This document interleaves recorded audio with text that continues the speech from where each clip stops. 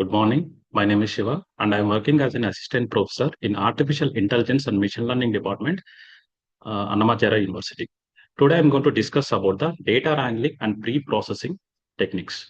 So, before going to that, what is data wrangling? Data wrangling is the process of cleaning, structuring, transforming the messy data into the cleaned, organized, and reliable format for analysis and visualizations. If you observe the real world data, it is in the form of messy. Means if you observe the age column, it is having some null values. And if you observe the join dates, it is also having the different date formats. And if you observe the phone numbers, it contains the text values in that. So this is the data in the form of inconsistency. We need to clean this data and transform this data and structure this data into the reliable format. That is a data wrangling. So next,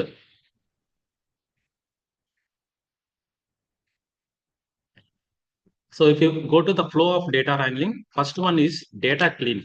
So we need to clean the data, means we need to gather the data first, gather the raw data from the various types of sources. Sources may be databases, CSV files or Excel files or PDFs and web APIs. And also we can perform the web scraping to collect the data from the different types of sources. This is the first one. Next, the second one is data inception or understanding. We need to understand the data. We need to examine the data or data structure, the size of the data, the type of the data, and schema of the data, and internal quality of the data. So we need to examine everything. Okay. And also we need to find the missing values or inconsistencies. Is there any duplicate values, anomalies?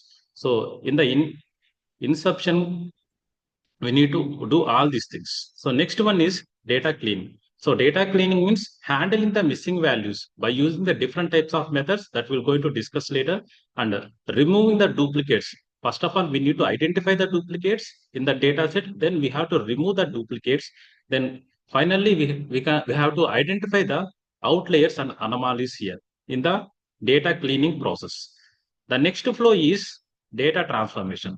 Data transformation means converting the data types into reliable format, like string to number, number to strings, or conversion of date formats. Like that, we need to convert the data. Next, we need to normalize or standardize the data according to our requirements. And also, we can perform the data encoding. And in the encoding, also one hot encoding, label encoding, we can perform. Okay, so we can perform binning operations and scaling techniques also we can perform in these data transformations. So next, coming to the data structuring. So data structuring means reshaping the data or merging or joining the data, and also creating a derived or calculated attributes in this data structure. Next, coming to the data validation. So once we done all these things, we need to perform the validation test, like whether this data is accurate or not. So we need to verify the data accuracy or consistency or integrity. So after that, so we need to store the data, the total data into one file or database or data warehouses. Next one, data exploration and analysis readiness. So here we are going to perform the basic statistical analysis and visualizations. So it is useful for analytics and also machine learning and report generation. So this is the data wrangling flow. So here we are going to mainly concentrate on the data cleaning. So in the data cleaning, so we need to know how to handle in the missing values. So we are going to use the different types of methods here. So first one is mean or median imputations. Second one, dropping rows or columns, and third one is interpolation methods. Okay. So first one is a mean or median method. So if there is any missing value in the numeric column, we can fill out that missing value by using the mean or median methods. So mean means we can take the average, and median means we can take the middle of that value. Okay. So for example, if you take this data set, in this data set is having three different types of columns: name, age, and marks. In the age column, so we have the missing value. So we need to fill this missing value by using the mean method. How to fill this missing value? So we need to take the average 20 plus 22 plus 24 by 3, the result is 22. So we can fill this missing value by using this 22 here in this age column. So next, coming to the marks column. So 85 plus 90 plus 80 by 3. So the result is 85. So 85 will be the result. So we are going to take the 85 in the place of null value. So likewise, so this is the final results once we perform the mean operations. So if you take the methods in Python, fill NA of age, we are going to perform the fill NA on the age column.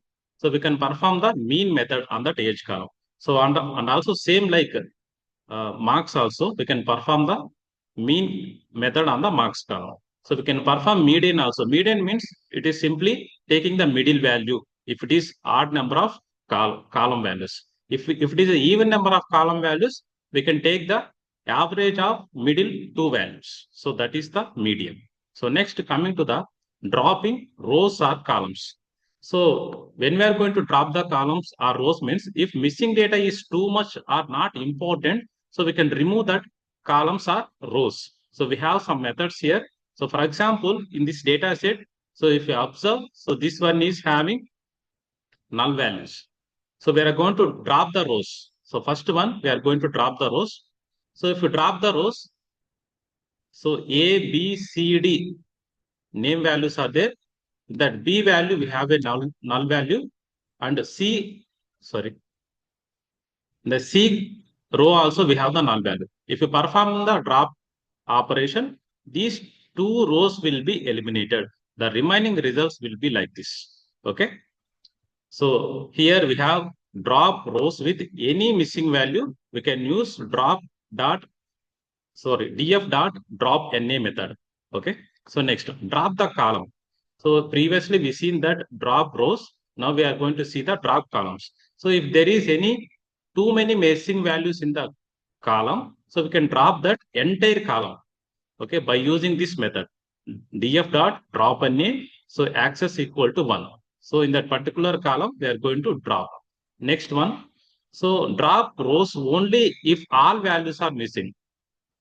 So if the all rows are missing, all rows are null values, we can drop by using this method. Df dot drop NA of how equal to all. Okay.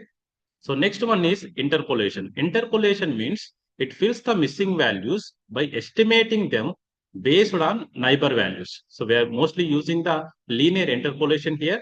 So if you take the data set day and temperature, the temperature is the first day, temperature is 30, second day, temperature is null, and third day, temperature is 34. We need to find the second day temperature by using the interpolation now.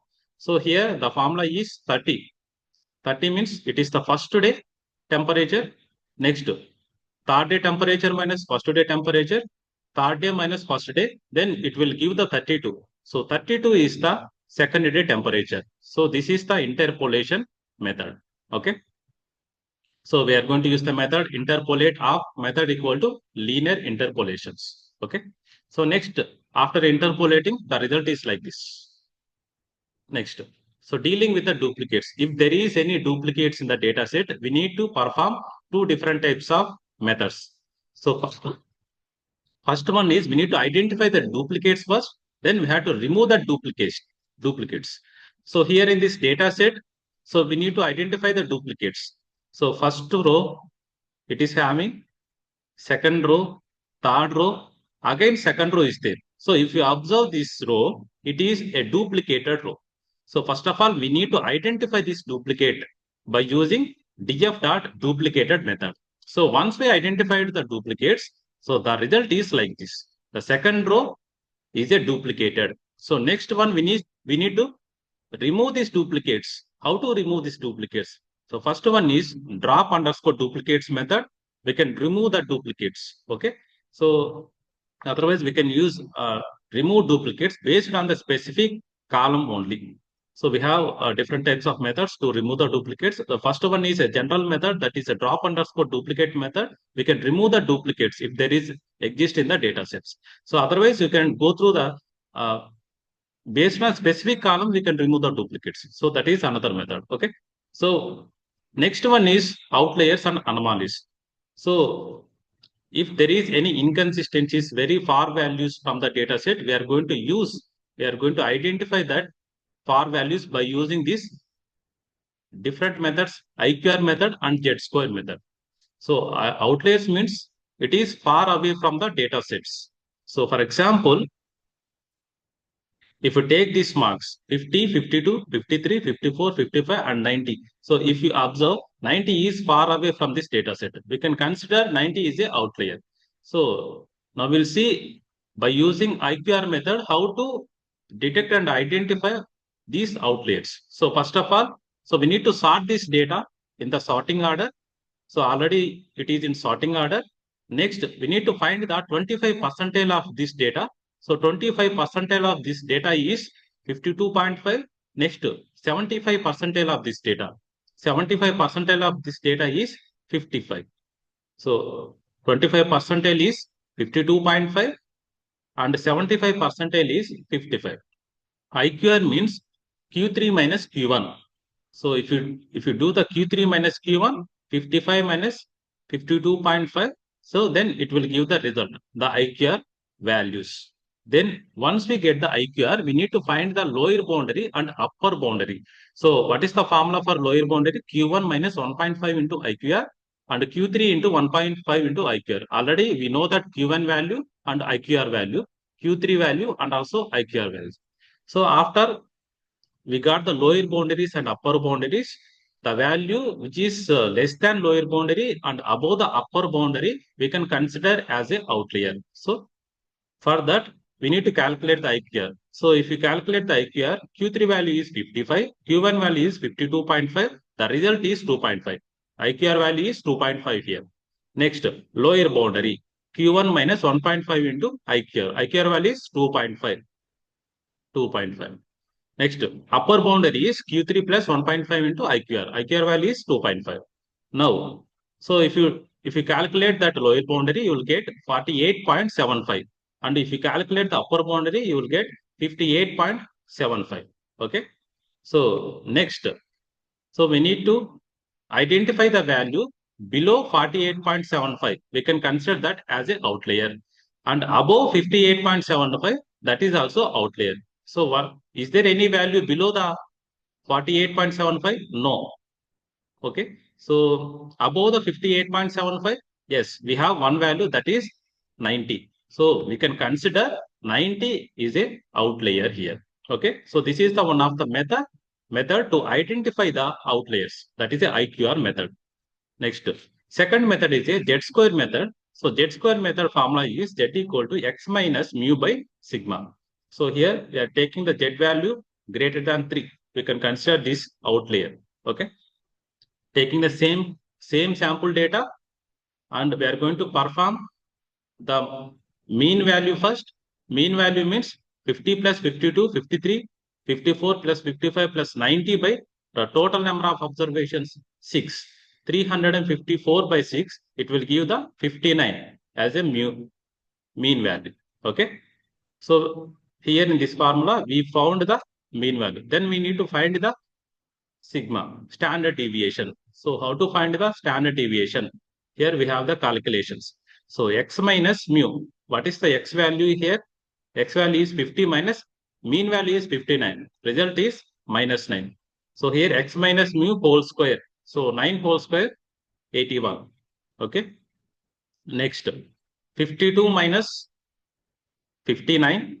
It will give the minus 9, minus 7. So minus 7 whole square, 49. So likewise, it will give next.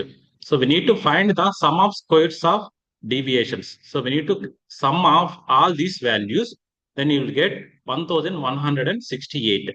So rho square, sigma square equal to 1168 by number of observations minus 1, 6 minus 1.